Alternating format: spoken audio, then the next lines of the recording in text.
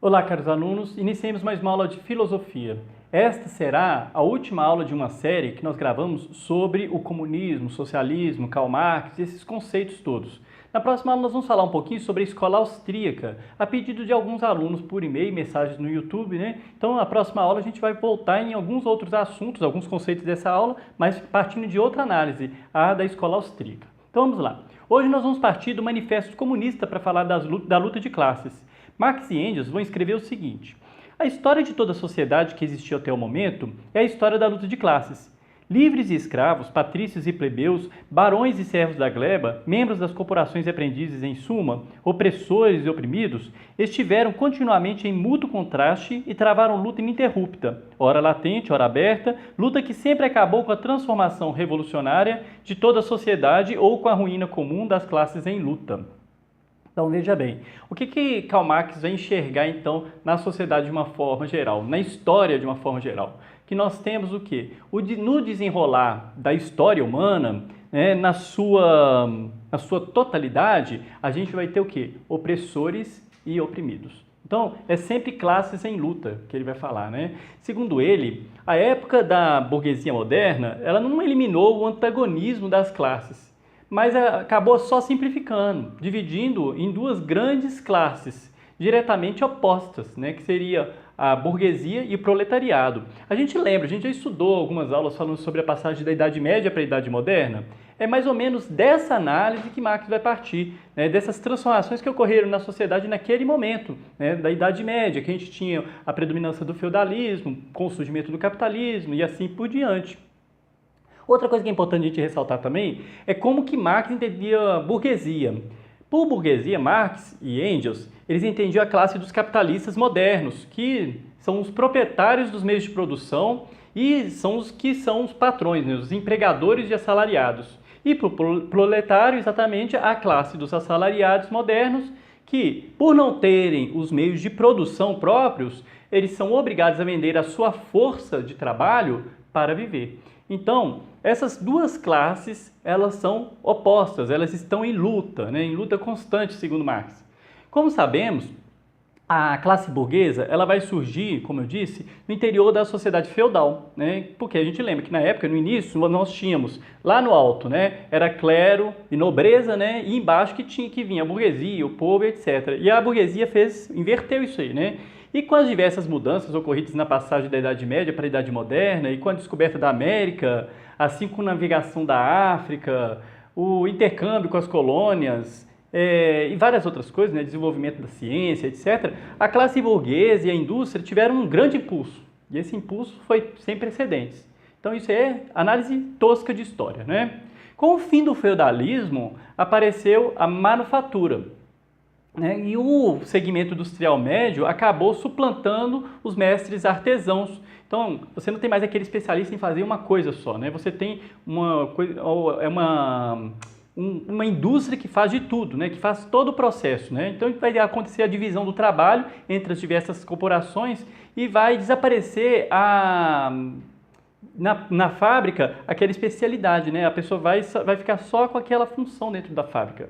Nesse meio tempo, cresceram os mercados, né? A manufatura também vai deixar de ser suficiente, né? Porque vai ter mais gente querendo comprar e etc. Vai ter que aumentar a produção. Foi então que o vapor e as máquinas foram revolucionando tudo. A produção industrial, a indústria manufatureira, então, acabou sendo substituída pela grande indústria moderna.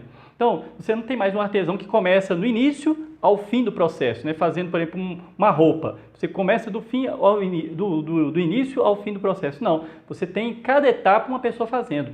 A burguesia moderna vai substituir as classes herdadas na Idade Média e essa é a razão por que a burguesia teve um papel revolucionário naquele momento. Então, naquele momento, a burguesia que era revolucionária. Então, o que acontece? A burguesia ela faz a sua revolução, ela chega ao topo da pirâmide nesse sentido, né? Mas como a burguesia é a contradição interna do feudalismo, Marx vai apontar que o proletário, né, o proletariado também é uma contradição interna da burguesia naquele momento, né, na Idade Moderna. A propriedade privada, como riqueza, ela é obrigada a manter-se viva. e com isso, a manter vivo também a antítese, né? O termo antitético, né? O proletariado. Então, o que acontece? Nós tínhamos lá a burguesia, que era termo antitético naquela época da idade do feudalismo, né? Aqui nós temos agora o proletariado como esse termo antitético, né? Como aquele que se opõe. A burguesia ela se desenvolve, cresce, alimentando em si mesma quem? Exatamente o seu termo antitético. Quem? O proletariado. Na mesma proporção que se desenvolve a burguesia, isso é, o capital, também vai desenvolver o proletariado, a classe dos operários modernos, que só vivem enquanto encontram trabalho. E que só encontram trabalho à medida que seu trabalho vai aumentando o capital. Então, olha para você ver como é que a maquinaria vai funcionando. Desse modo, as armas que serviram a burguesia lá na Idade Média para enterrar de uma vez por todas o feudalismo, com o surgimento do capitalismo, elas vão se voltar agora nesse momento contra a própria burguesia. Isso que Marx vai defender. Elas utilizaram armas para poder fazer aquela revolução e agora elas vão ser vítimas de uma outra revolução, a do proletariado. Assim como para o senhor feudal foi inútil defender os direitos feudais diante daquela sua criatura, que era a burguesia, então o senhor feudal criou o burguês, mais ou menos isso que ele vai dizer. Agora, também é inútil a burguesia trabalhar em prol da conservação de seus direitos sobre o proletariado. Por quê? O proletariado vai se revolucionar, segundo Marx. Em lugar de operários isolados e em concorrência, o progresso da grande indústria vai criar uniões de operários organizados e conscientes da sua própria força e missão. Para Marx, a decadência da burguesia e a vitória do proletariado elas são inevitáveis. Ele vai tentar demonstrar minuciosamente isso na obra chamada O Capital, cuja finalidade seria, segundo ele, revelar a lei econômica e o do movimento da sociedade moderna. Então, ele praticamente vai contar essa historinha que eu estou contando aqui, dessa luta de classes. E essa luta de classes que eu acabei de descrever, ela vai ser detalhada nessa obra chamada O Capital. Então, vamos lá falar um pouquinho sobre essa obra. O Capital, ele se inicia com a análise da mercadoria. Segundo Marx, a mercadoria ela tem duplo valor, o valor de uso e o valor de troca. Então, o duplo valor da mercadoria. A gente tem para que ela é utilizada, mas também nós temos o valor da troca, ou seja, de que maneira que eu posso utilizá-la para fazer uma troca com uma outra coisa que eu preciso, por exemplo. O valor de uso de uma mercadoria ela se baseia na qualidade da mercadoria, que vai satisfazer uma necessidade que eu tenho, uma necessidade que eu tenho diante daquela mercadoria, que eu vou comprar, vou adquirir aquela mercadoria porque eu tenho aquela necessidade. Então, isso que é o valor de uso. Mas, vemos no mercado que as mercadorias elas são também trocadas entre si. Por exemplo, vamos dar um exemplo simples aqui. Eu troco uma casa por um carro. Casa não é carro. Se eu trocasse uma casa por casa, ficaria mais fácil. Mas eu estou trocando uma casa por um carro. Os dois são bem diferentes. Eles apresentam em comum o que Marx vai chamar de valor de troca. O valor de troca é algo de idêntico existente em mercadorias diferentes, que as tornam passíveis de troca. Mas em que consiste o valor de troca de uma mercadoria? Então, Marx vai responder isso da seguinte forma. Olha, esse valor ele é dado pela quantidade de trabalho socialmente necessária para produzi-la. Por exemplo, eu posso pensar, qual que é o trabalho que eu tenho para poder construir uma casa? Qual que é o trabalho que eu tenho para poder fazer um carro? Em essência, como valores, todas as mercadorias elas são apenas medidas determinadas de tempo de trabalho nelas empregado. Então, é basicamente isso. Então, isso que é chamado de valor de troca.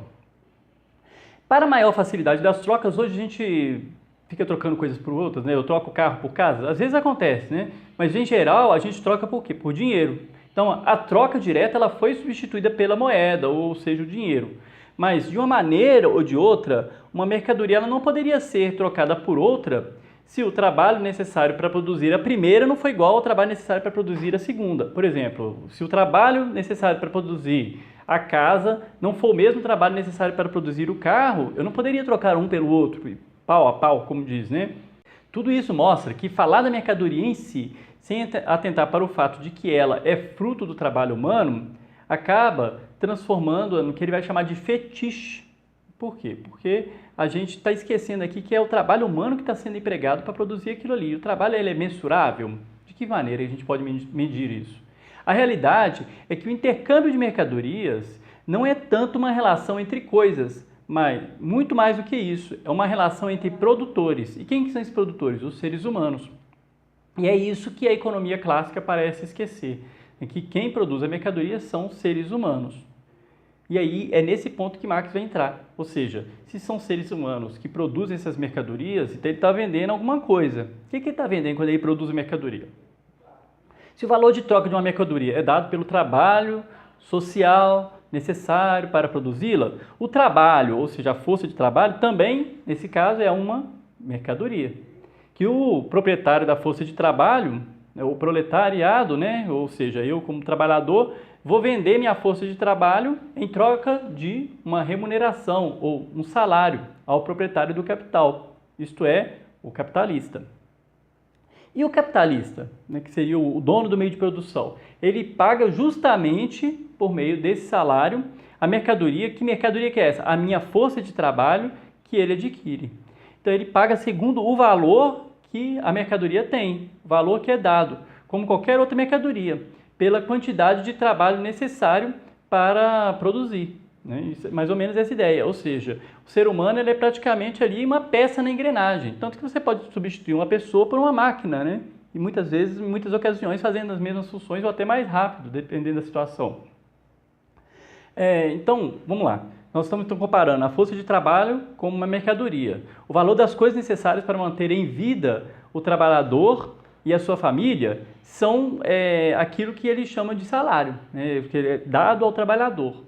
Mas a força de trabalho é mercadoria inteiramente especial. Isso que eles esquecem, porque o seu valor próprio de uso tem uma propriedade peculiar de ser fonte de valor. Não é qualquer mercadoria, é uma fonte de valor. Não somente isso, tem a propriedade de produzir valor. O capitalista, ao comprar a força de trabalho, ele tem o direito de consumi-la e de obrigá-la a trabalhar, por exemplo, por 8 horas. Eu trabalho 8 horas. Mas vamos supor que em 4 horas eu já produzi o suficiente para pagar tanto o meu salário quanto para repor os gastos que, por exemplo, o capitalista teve com matéria-prima, como maquinário, etc. e tudo. O operário, então, ele vai criando produtos que são suficientes para cobrir as despesas com sua própria manutenção, ao passo que o restante do tempo, o tempo desse trabalho suplementar, se eu trabalho 8 horas e 4 horas eu já fiz isso, as outras 4 horas eu estou criando um produto que o capitalista não paga. E esse produto suplementar é aquele conceito tão falado no marxismo, que é a ideia de mais-valia. Ou seja, esse trabalho que eu faço, que eu exerço e que é além daquele que o capitalista tem, que supre as suas necessidades ali e necessariamente também supre aquilo que ele já gastou, que ele consumiu. O processo de produção capitalista, então, é o dinheiro que produz dinheiro em maior quantidade do que o dinheiro despendido. A mais-valia, ela não é consumida pelo capitalista para as necessidades dele. O que é interessante é isso. Olha, a mais-valia não é consumida pelo capitalista para as suas necessidades. Ela é reinvestida. Mas para quê? Porque o capitalista está de olho no quê? Na concorrência. Então ele vai reinvestir aquilo ali. Muitas vezes ele investe em mais maquinaria, ele investe em mais matéria-prima, ele tenta ampliar seu negócio, porque ele está de olho na concorrência. Desse modo, a acumulação do capital, se por um lado concentra riqueza nas mãos de um número sempre menor de capitalistas, por outro lado, através da eliminação de operários, por meio das máquinas, por exemplo, que eu dei o exemplo, acaba gerando muito mais miséria, desemprego e vai gerar um exército de trabalho reserva, que inclusive vai fazer com que os salários vão caindo cada vez mais. É isso? É exatamente o que ele... Outro dia teve um candidato falando isso, né? Porque no interior, e dependendo do lugar que você quiser for, você vai encontrar empregada doméstica baratinho, por isso. Por quê? Porque a ideia é, você tem muita mão de obra, você vai ter um salário menor. Marx vai caracterizar essa tendência histórica de acumulação capitalista com as seguintes expressões que se tornaram célebres. Então, ele vai falar isso... Marx, ele vai falar dessa tendência da seguinte forma: olha, cada capitalista destrói muitos outros. Com a diminuição constante do número de magnatas do capital que usurpam e monopolizam todas as vantagens desse processo de transformação, cresce a massa da miséria, da pressão, da subjugação, da degeneração e da exploração. Mas também cresce a revolta da classe operária, que aumenta cada vez mais e é disciplinada, unida e organizada pelo próprio mecanismo do processo de produção capitalista. O monopólio do capital torna-se vínculo do modo de produção. A centralização dos meios de produção e a socialização do trabalho alcançam um ponto em que se tornam incompatíveis com seu envoltório capitalista. E eles se rompem. Soa então a última hora da propriedade privada capitalista. Os expropriadores são expropriados. Pois é, soa quase que como uma profecia, né, do fim do capitalismo, com a ascensão do comunismo e etc. A gente hoje já tem a experiência, já sabemos que não foi exatamente assim que aconteceu e a gente viu aí praticamente a vitória do liberalismo. Por quê? Lógico, porque Marx estava de uma forma muito utópica, verificando a sociedade da sua época, e a sociedade mudou também muito de lá para cá. A gente tem que perceber o seguinte, tem ideias de Karl Marx que ainda se aplicam na atualidade, mas a gente não pode engessá-las num conceito moderno também. Como a gente vai ver, por exemplo, na próxima aula, quando a gente estiver falando da escola austríaca. Mesmo eles têm conceitos que podem ser aplicados e outros que não podem ser aplicados. A gente tem que sempre olhar com um olhar de filósofo para isso. Eu tenho que olhar com um olhar crítico. Ou seja, eu olho não com aquela pessoa, porque senão vira alienação do mesmo jeito, né? Se eu leio o marxismo e quero engessar toda a fala de Karl Marx naquela época na realidade de hoje, eu deixei de ser filósofo. Por quê? Porque eu deixei de analisar a realidade à minha volta. Eu estou praticamente propagando uma ideia pela ideia. Não, a ideia ela tem que ser encarnada na realidade. Marx ele estava encarnado naquela realidade do seu tempo. Ele equivocou-se em alguns momentos, mas em alguns momentos ele acertou e ele até viu algumas coisas que realmente estavam erradas da sociedade daquela época e que realmente deveriam mudar. Então, gente, eu espero que tenha sido claro. Qualquer dúvida, crítica, sugestão podem deixar nos comentários. Na próxima aula nós vamos falar então sobre a tão famosa escola austríaca. Até a próxima aula.